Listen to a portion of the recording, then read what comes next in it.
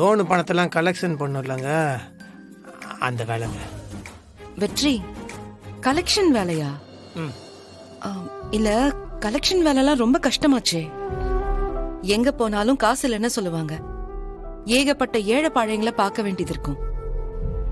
ஒவ்வொருத்தங்க நிலைமைய பார்த்தா நமக்கே பாவமா இருக்கும். நம்ம பாக்கெட்ல இருந்து ஏதாவது கொடுத்துட்டு வரலான்னு தோணும்.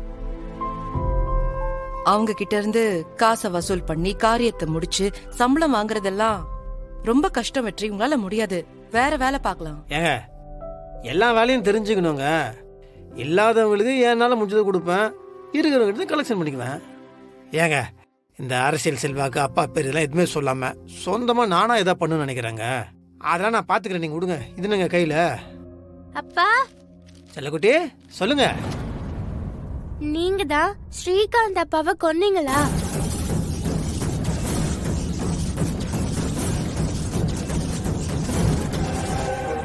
தியா, நான் உன்கிட்ட என்ன சொன்னேன்? அம்மா சும்மா இருங்கம்மா. அப்பா சொல்லுங்கப்பா. நீங்க தான் ஸ்ரீகாந்த் அப்பாவை கொன்னீங்களா? யார் உனக்கு இந்த மாதிரிலாம் சொன்னது? மீனாட்சி ஆண்டி சொன்னாங்க.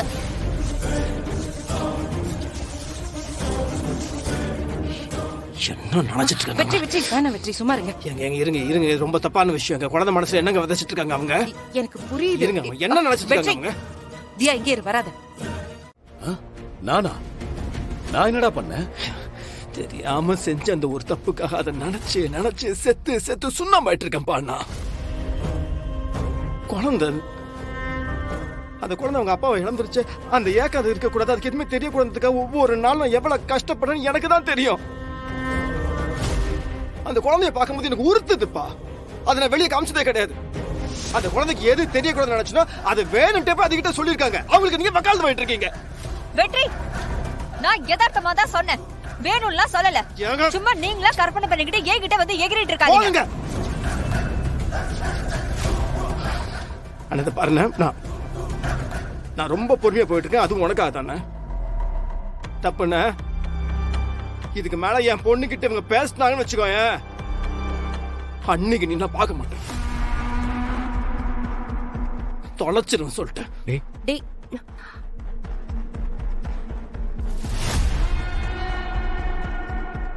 ஹே மீனா, உனக்கெல்லாம் அறிவே இல்லையா? நீ எதுக்கு தியா கிட்ட போய் இதெல்லாம் சொல்லிட்டு இருக்க? இல்ல, நான் இங்க பாரு, இந்த வீட்ல நீ ஒரு மருமகனா, துளசியும் ஒரு மருமக. இப்படி அவங்க பர்சனல்ல தலையிட்டு அவங்க குடும்பத்துல குழப்பத்தை உண்டு பண்ணலான்னு நினைச்ச, நானே உன்னை கழுத்தை பிடிச்சு வெளியே தள்ளிடுவேன்.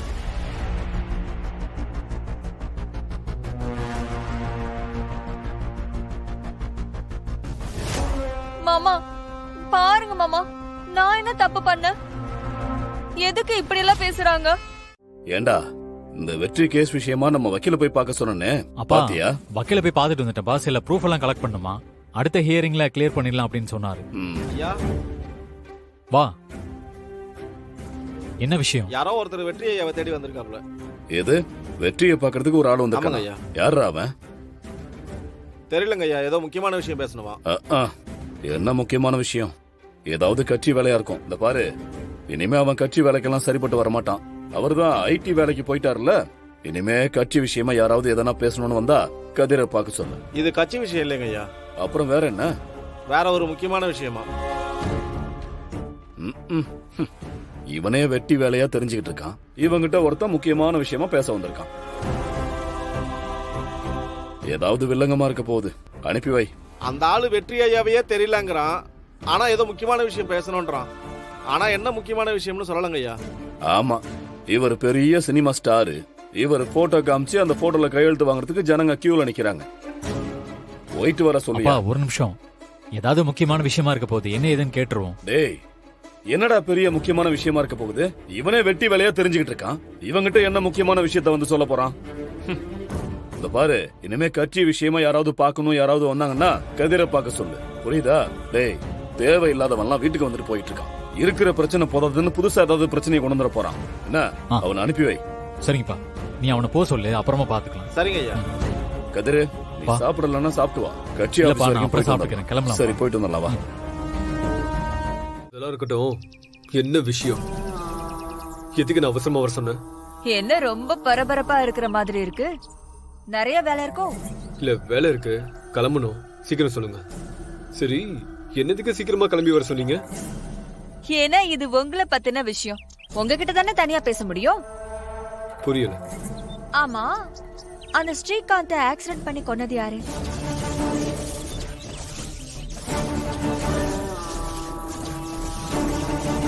அதான் உங்க கொழுந்தனாரு வெற்றி, அவன் தானே?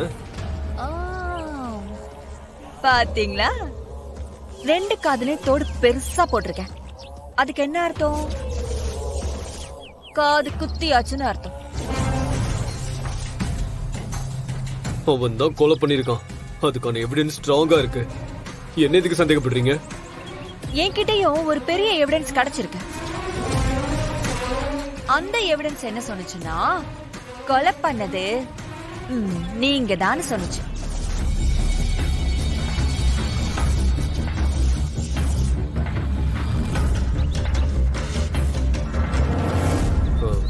என்ன, நானா? நான் எதுக்கு என் மச்சானை கொலை பண்ணணும்? என்ன விளையாடுறீங்களா? இப்படி யார் சொன்ன உங்ககிட்ட? அதெல்லாம் தேவையே இல்லை. ஆனா நீ தான் பண்ணிருக்க.